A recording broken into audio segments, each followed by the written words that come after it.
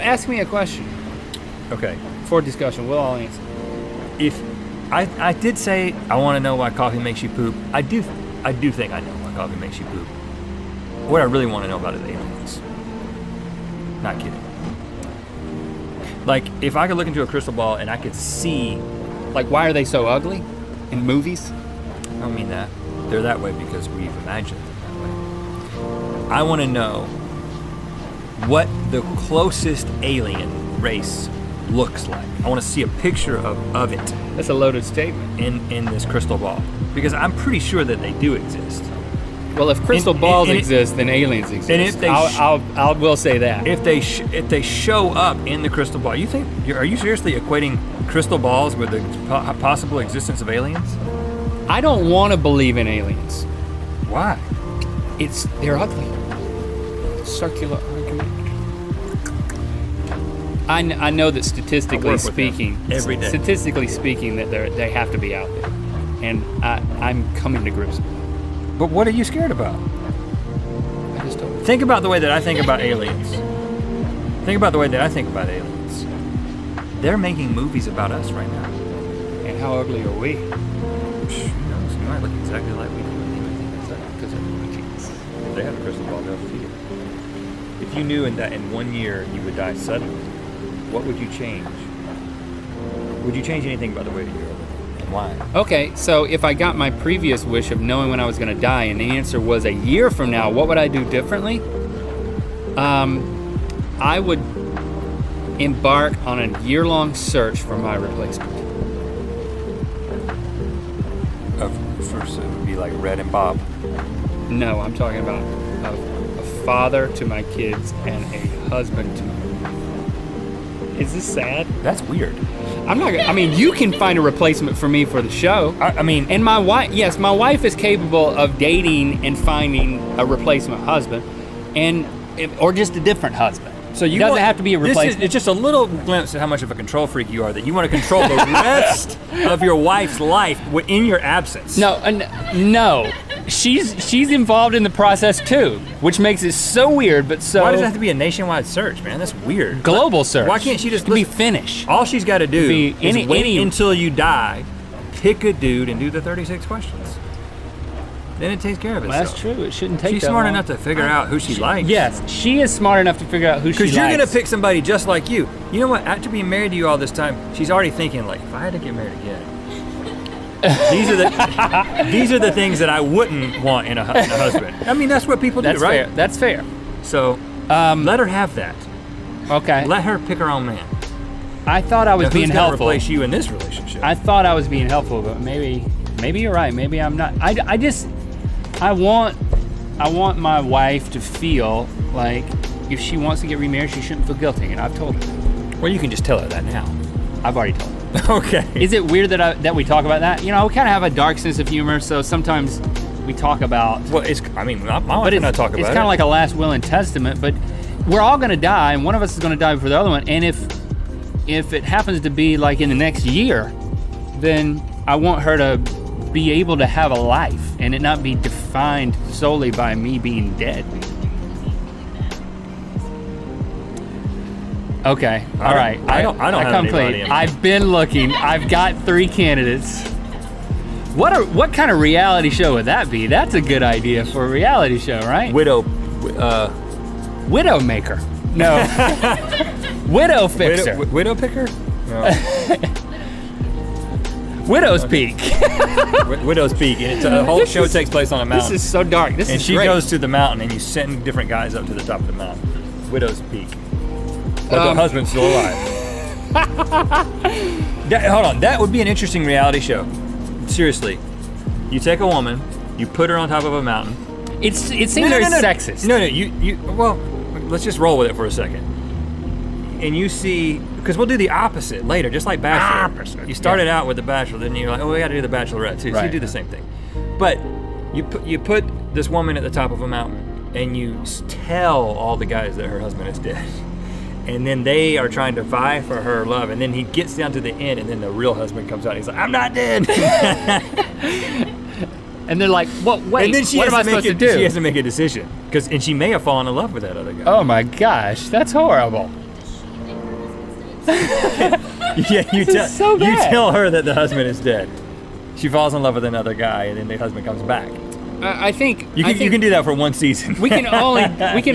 I think people are thinking this is such a horrible thing that we're talking about, but I think when you've been married X number of years, my wife and I talk about it. X is, then you can start to talk about these. Yeah. I mean, we talk because like, how long would it take you to get remarried, or what? How long would it take for you to start dating somebody? And then I'm like, I start dating somebody that after died in the ground. I don't care. And my wife is like, I feel like you should wait at least a year, And I'm like, okay.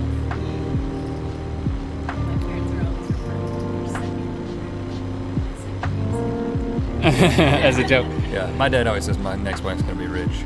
My mom, my wife. My mom. Okay, there's another thing. Another problem that I have.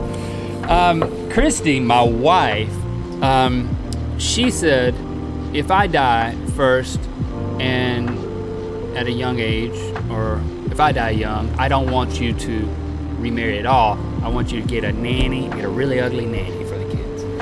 That's what she said. How about get a hot nanny? She's thought this through. She doesn't want me to marry the nanny. But if she's dead.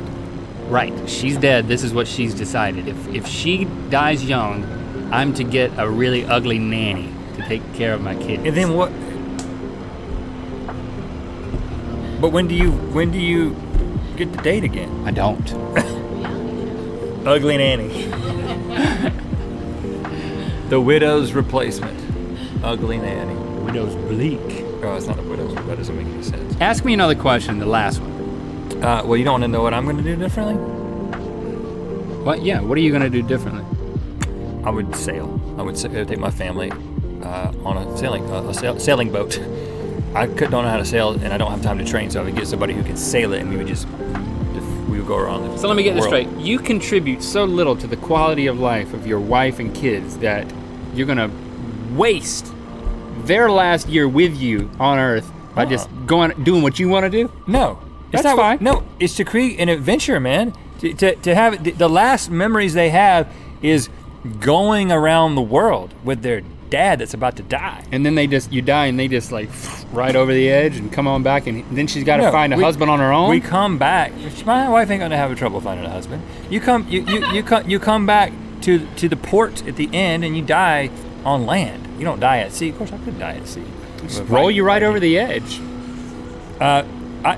I'll fill in the. You're dying right now. I cried at Cirque du Soleil. I promised I would talk about that. I just want to quickly. But you changed your mind because it's too embarrassing. No, when we went to Vegas for Locke's dive meet, we went to Cirque du Soleil. Never been before. Which one? Miss Dad. What? Miss Dad. Why are you trailing off like that? Miss Dad, because that's what they do.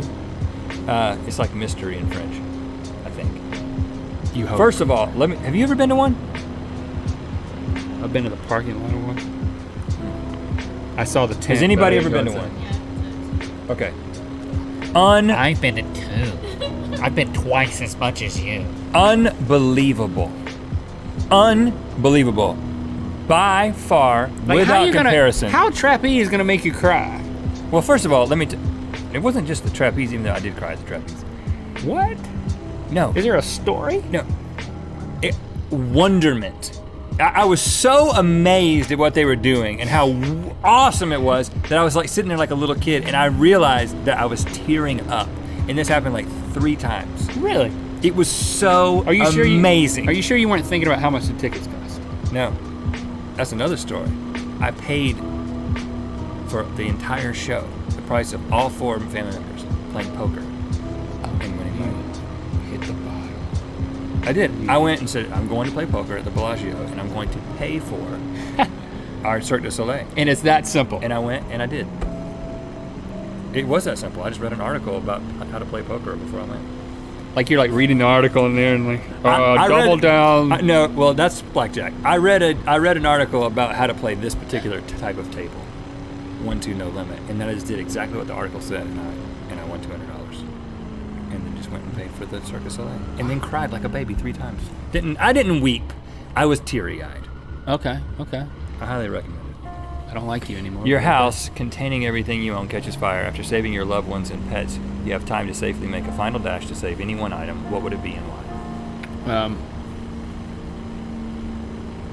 I've saved my loved ones, and I don't have pets. So can I get 2 things? You got a hermit crab and fish. Not anymore. Now we do have some fish. Okay, I wouldn't save a fish. Sorry. He's in water. He's gonna be fine. I'd save a dog or cat. They don't breathe air. I'd save any mammal. But I'm not going to go Let's through not the make trouble it of getting the aquarium out. I'm going to take the aquarium and throw it on the fire. So at this point, no one has fallen in love with you. What would I run back in for the 3rd time? My shower head. Like I got a really nice shower head on my shower, and it like dumps all this water on you. It's just great. I don't want to have to go buy another one. They may not sell them anymore. You have to unscrew it. That's going to take a while. Hence, that's the only thing I got. I mean, there's really not. I think this. I think this is revealing in a good way. My healthy lifestyle. I have nothing.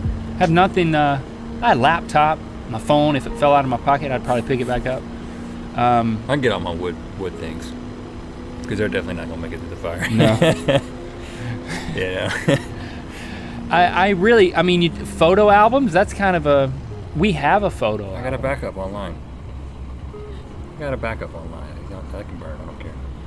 What would you save? Yeah, the cloud has really made everything What if the cloud more burns? flammable.